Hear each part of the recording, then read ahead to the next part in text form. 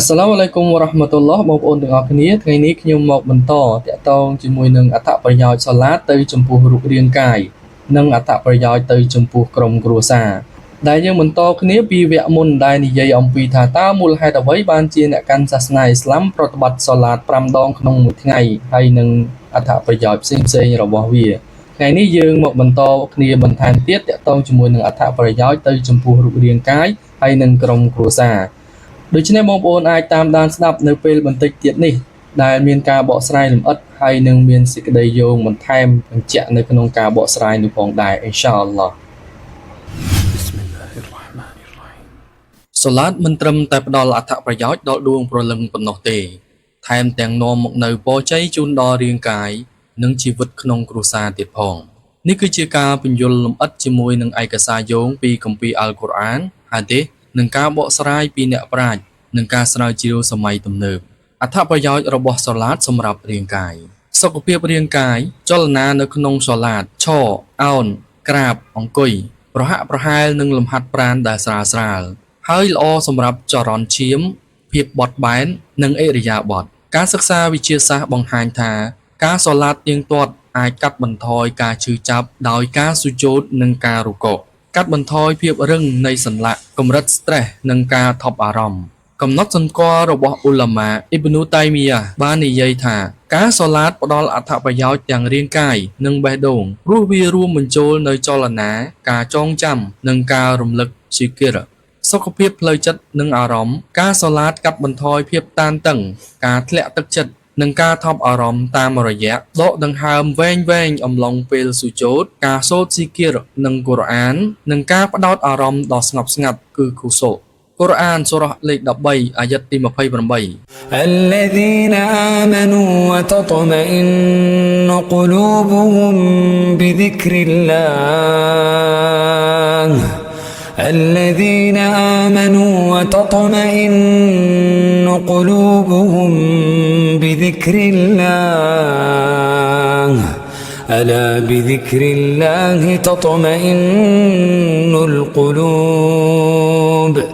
បណ្ដាលអ្នកដែលមានជំនឿហើយចិត្តរបស់ពួកគេមានការនឹងណោដោយសារតែការរំលឹកទៅចំពោះអល់ឡោះតើការរំលឹកទៅចំពោះអល់ឡោះមិនធ្វើឲ្យចិត្តនឹងណោទេឬសូរ៉ាអល់ម៉ាអារិជលេខ70អាយ៉ាត់19ដល់23 إن الإنسان خلق هلوعا إذا مسه الشر جزوعا وإذا مسه الخير منوعا إلا المصلين الذين هم على صلاتهم دائمون ពិតប្រាកដណាស់មនុស្សលោកត្រូវបានគេបង្កើតឡើងដោយគ្មានការអត់ធ្មត់ឡើយដោយគេមានក្តីព្រួយបារម្ភនៅពេលដែលគ្រោះអាក្រក់បានកើតឡើងចំពោះគេហើយគេបែរជាកំណាញ់នៅពេលដែលគេបានទទួលផលល្អមានទ្រព្យសម្បត្តិលើកលែងតែបណ្ដាអ្នកដែលប្រតិបត្តិសូឡាតប៉ុណ្ណោះដែលពួកគេប្រកាន់ភ្ជាប់នឹងការប្រតិបត្តិសូឡាតរបស់ពួកគេជានិច្ចភាពស្អាតស្អំខាងវិចារណញ្ញាណពន្លឺលើរាងកាយ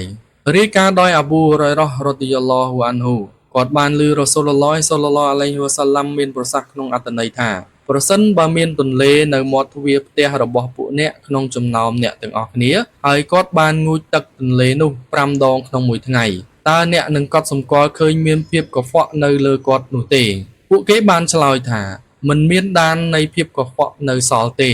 ជាការីមហាម៉ាត់សល្លឡោះអាឡៃហ៊ីវ៉ាសាឡាំបានបន្ថែមទៀតថានោះហើយគឺជាឧទាហរណ៍នៃការសូឡាត5ដងដែលជាកំហិតប្រចាំថ្ងៃដែលអល់ឡោះលុបបំបាត់អំពើអាក្រក់សូហេះប៊ូខារី528និងមូស្លីម667ហាឌីសនេះបង្ហាញពីរបៀបដែលសូឡាតធ្វើឲ្យរាងកាយនិងស្មារតីស្រស់ស្រាយដោយការងូតទឹកដែរអត្ថប្រយោជន៍របស់សូឡាតសម្រាប់គ្រួសារកសាងការរួបរวมគ្នានិងសេចក្តីស្រឡាញ់នៅពេលដែលសមាជិកគ្រួសារថ្វាយបង្គំរួមគ្នាជាពិសេសពេល Fajr ឬ Maghrib វាបង្កើតភាពស្និទ្ធស្នាលជាគំរូល្អសម្រាប់ក្មេងៗបណ្ដុះវិន័យនិងការគោរពកូរ៉ានសូរ៉ាតហាលេខ20អាយ៉ាត់132 وأمر أهلك بالصلاة واصطبر عليها لا نسألك رزقا نحن نرزقك والعاقبة للتقوى ហើយចូលអ្នកមូហាម៉ាត់បង្គាប់ឲ្យក្រុមគ្រួសាររបស់អ្នកប្រតិបត្តិសូឡាតនិងអត់ធ្មត់ចំពោះវា យើងមិនសុំលៀបសក្ការៈពីអ្នកឡើយយើងទេដែលជាអ្នកប្រទានលៀបសក្ការៈឲ្យអ្នកនោះហើយលទ្ធផលចុងក្រោយឋានសួគ៌គឺសម្រាប់អ្នកដែលកោតខ្លាចអល់ឡោះការការពារពីអំពើអាក្រក់និងគ្រោះថ្នាក់ផ្ទះដែលមានការសូឡាតនាំមកនៅបារកាត់នឹងធ្វើឲ្យមានវត្តមានម៉ាឡាអ៊ីកាត់ឬទេវតារាយការណ៍ពីអាប៊ូហុរ៉ៃរ៉ោះដែលរ៉ូស៊ូលឡោះសល្លឡោះអាឡៃហ៊ីវ៉ាសាឡាំបាននិយាយក្នុងអត្ថន័យថាកុំធ្វើឲ្យផ្ទះរបស់ពួកអ្នកទៅជាភ្នូរព្រោះឆៃតនរត់ចេញពីផ្ទះដែលសូរ៉ះអាល់បាករ៉ោះត្រូវបានគេសូត្រសូហេះមូស្លីមហាឌីស780ផ្ទះដែលមានការសូឡាតគឺជាកន្លែងមានពន្លឺនិងការពារជំនឿក្មេងៗរៀនពីឧទាហរណ៍ពេលកូនឃើញឪពុកម្ដាយសូឡាតជាទៀងទាត់ពួកគេនឹងធ្វើតាមទម្លាប់នេះហើយធំឡើងជាមួយនឹងជំនឿដ៏រឹងមាំនិងផ្ដល់អារម្មណ៍ឲ្យពួកគេថាមានវត្តមានរបស់អល់ឡោះនៅក្នុងជីវិតប្រចាំថ្ងៃអៃយូបប៊ីនមូសាបានរាយការណ៍ពីឪពុករបស់គាត់ពីជីតារបស់គាត់ថាអ្នកនាំសាររបស់អល់ឡោះស៊ុបហានវតាអាឡារ៉ូស៊ូលឡោះសល្លឡោះអាឡៃហ៊ីវ៉ាសាឡាំបានមានប្រសាសន៍ក្នុងអត្ថន័យថាគ្មានអំណោយណាដែលឪពុកផ្ដល់ឲ្យកូនគាត់មានគុណធម៌ជាងសុជីវធម៌នោះទេអ៊ាទីរមីស៊ីហាឌីស1952ការសូឡាតគឺមិនត្រឹមតែសម្រាប់ថ្ងៃបរលោកប៉ុណ្ណោះទេតែវានាំមកនូវសន្តិភាពដល់បេះដូងភាពរឹងមាំដល់រាងកាយនិងភាពសុខដុមរមនាដល់ផ្ទះផងដែរមូស្លីមដែលថ្វាយបង្គំឬសូឡាតគឺពិតជាមិននៅម្នាក់ឯងនោះទេអល់ឡោះតែងតែនៅជាមួយនឹងគាត់